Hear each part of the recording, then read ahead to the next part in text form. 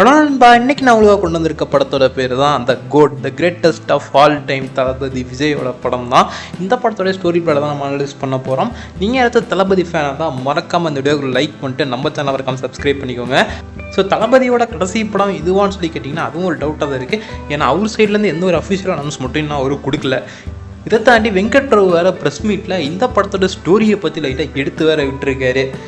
அதெல்லாம் போக எஸ்டி தமிழன் பாயிண்ட் ஆஃப் வியூவில் இந்த ட்ரெய்லரை பார்க்கும்போது என்னென்ன தோணுச்சு, அது மட்டும் இல்லாமல் படம் வேறு இப்போ ரிலீஸ் ஆக போகுது. அதனால பார்த்தீங்கன்னா செம ஹைப் இருக்காங்க.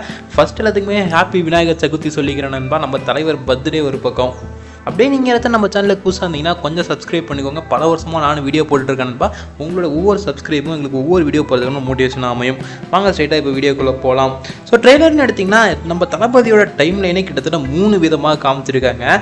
தளபதி எங்கேஜாக இருக்க மாதிரி ஒரு போர்ஷனையும், அதுக்கப்புறம் பார்த்தீங்கன்னா மிடில் ஏஜ், அதுக்கப்புறம் பார்த்தீங்கன்னா ஓல்டு, இந்த மாதிரி காமிக்க நமக்கு ஒரு கன்ஃபியூஷனாக இருக்குது. இந்த படம் டைம் ட்ராவல் பேஸ் பண்ணி தான் இருக்குன்னு சொல்லி ஸ்டார்டிங்கில் சொல்லியிருந்தாங்க. பட் ஆனால் இப்படிலாம் காமிக்க நமக்கே இது என்னடா சொல்லி புரியாமல் தலைவலியாக தான் இருக்குது. ஆனால் ஒரு விஷயத்தை கரெக்டாக கிளியர் பண்ணிட்டாங்க, இது ஒரு டைம் ட்ராவல் படம் இல்லைங்கிறது.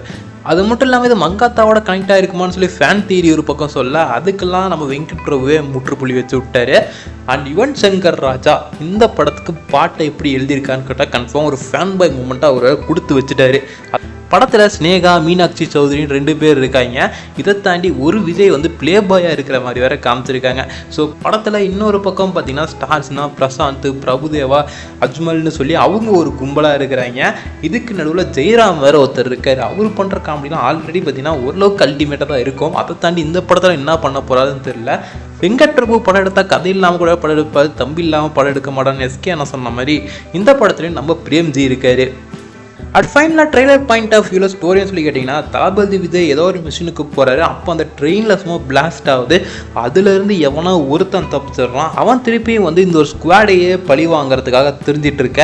ஆனால் இது யாருன்னு தெரியாமே நம்ம தளபதியை திருப்பியும் இன்வால்வ் பண்ணி விடுறாங்க, நம்ம பிரசாந்த் கம்முன்னு இல்லாமல். ஸோ இந்த ஒரு பிரச்சனைகளெல்லாம் நம்ம தளபதி சால்வ் பண்ணாரா இல்லையா? ஒரு பக்கம் ஃபேமிலி என்டர்டெய்னிங் மாதிரி ட்ரெய்லரில் காமிச்சிருந்தாலும் இன்னொரு பக்கம் ஆக்ஷன் பிளாக்லாம் தரமாக இருக்குது. ஸோ இதோட ஸ்க்ரீன் பிளேவை எப்படி மெர்ஜ் பண்ணி கொண்டு வர போகிறாங்கன்னு தான் தெரில. அப்படி இந்த ஸ்க்ரீன் பிளேவை மட்டும் மெர்ஜ் பண்ணி பக்காவாக அமைஞ்சிருச்சுன்னா கன்ஃபார்ம் இந்த படம் பிளாக் பஸ்டர் நண்பா.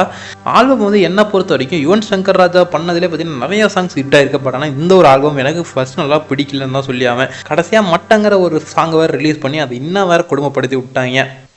ஓகே மக்களே, படம் ரிலீஸ் ஆன ஒட்டி கண்டிப்பாக இந்த ஒரு ஸ்டோரியை பற்றி நம்ம பேசலாம். ஸோ அதுக்கு முன்னாடி நீங்கள் நம்ம சேனலுக்கு புதுசாக இருந்தீங்கன்னா சப்ஸ்கிரைப் பண்ணி பார்த்துட்டு பெல் ஐக்கான் அழுத்துவீங்க. அப்போ தான் நம்ம போகிற ஒவ்வொரு வீடியோவும் உங்களுக்கு நோட்டிஃபிகேஷனாக வரும்.